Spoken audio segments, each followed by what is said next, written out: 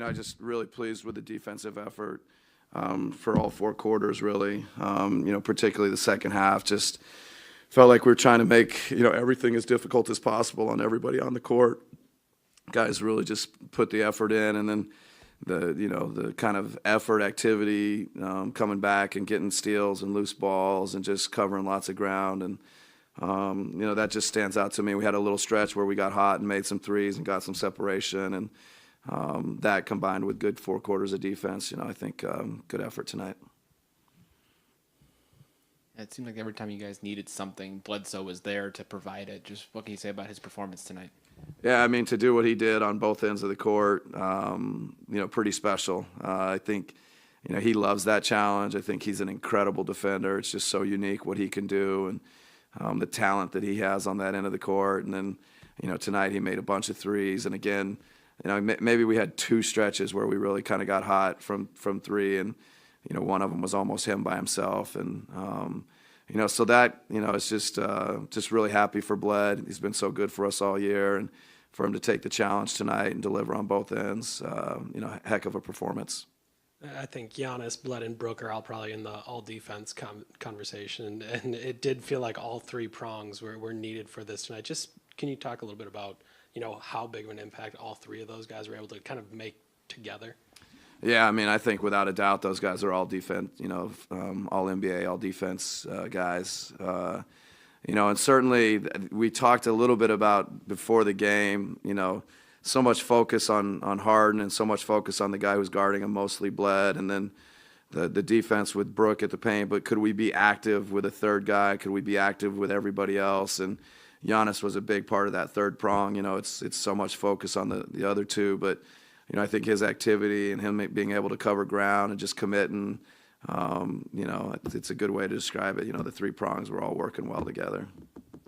But I'm curious on the defensive end. Bled was clicking really early. I'm wondering how much you thought that impacted his energy on the offensive end, because it looked like he would go down, get a block, or really lock down Harden, and then be able to come back and just splash in a 3.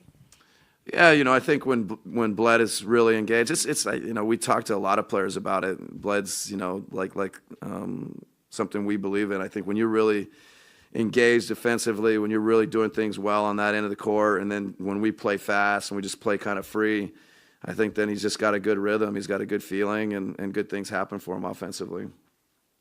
I don't think it doesn't seem like this team needs any added motivation to play defense, but it seemed in the second quarter when Bledsoe stole that inbound pass, the crowd got involved. Then Middleton, who to that point had struggled, started hitting shots, and it just felt like that was a turning point in the game. Is that how you seen it? And what did you see from the defense before that moment? Yeah, because I thought the first quarter, we were fortunate to be down only 5. I thought they were significantly better than us in the first quarter, and then the steal and Chris kind of got going for a little stretch there. That I think that was a big moment, and I think Chris, I think coming out of bounds hit a bucket, and then got a couple more, and it wasn't Chris's best night, but that little stretch was pretty important.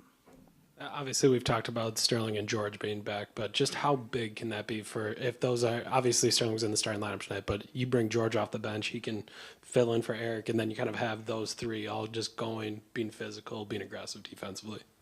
Yeah, I think, certainly loves Sterling's just the physicality, the edge, the toughness that he brings, and adding that to the starting group, and he kind of just play off those guys. And I would throw Pat into that group.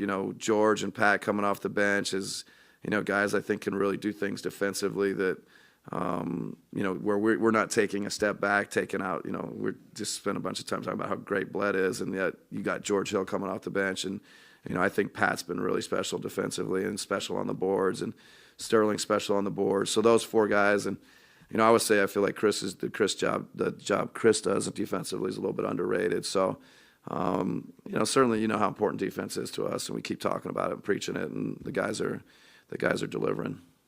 A handful of steals in the backcourt tonight. Just how much of that is part of the game plan, and how much of that is just guys having a high IQ and just reading the game well? Yeah, 0 part of the game plan. It's actually, I don't want to say it's a cardinal sin, but to some degree, we certainly not part of the game plan. Certainly not something we encourage or teach. But I think just, their vision, their IQ, their effort, they're just, they were really, those are kind of winning plays that, I think really, a bunch of them kind of swung the game. You'd mentioned Pat's effort on the defensive end, but it seems he's also really coming into his own on the offensive end as well. With the injuries that you guys have had at the guard position, I mean, what does it say about him to step into the role and make an impact like he did tonight? Yeah, he's kind of been doing it all year, and for a while he was kind of that wild card guy that would come in, every third or fourth or fifth game, and he embraced that role, and now embracing a role where he's playing close to starters minutes. He's just coming off the bench, and the way he's shooting the ball, he's making shots, and he's just, I think it's a credit to him and how he works every day, and just we preach to the team individually, collectively, we just want to get better and better, and he's certainly an example of that. There are times it seems like you're overplaying Harden's left hand so much. It's almost like a baseball shift where you're daring him to go the other way. What is the thinking on that? Is it that you have a trap set, or is it you just going to force him to a weakness? No, I think it's just much more about, trying to maybe reduce the number of threes he gets, try and reduce the number of free throws he gets, and I think the whole league is just trying to, be creative or figure out a way to. It's certainly not about a weakness. It's more about his strengths are threes. His strengths are getting to the free throw line. Maybe we can reduce those by playing him a little bit differently.